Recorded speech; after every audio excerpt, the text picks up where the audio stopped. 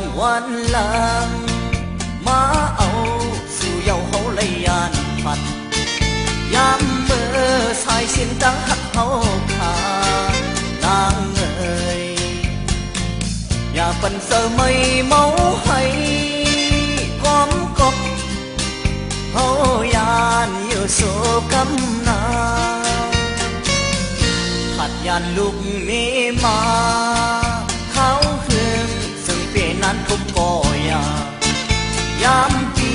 เตมวยนอนคุบบนนาขัดเสอย่าปันให้ลองมีนุกซ้อมอยู่เนื้อการตาพุ่นคือนา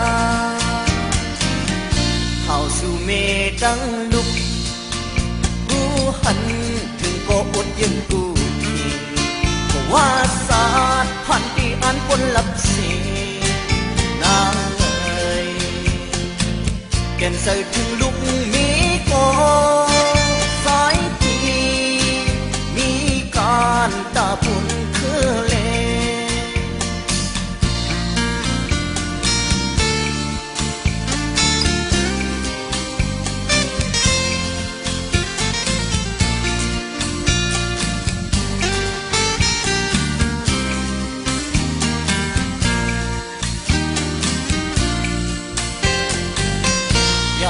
ให้นางเอ่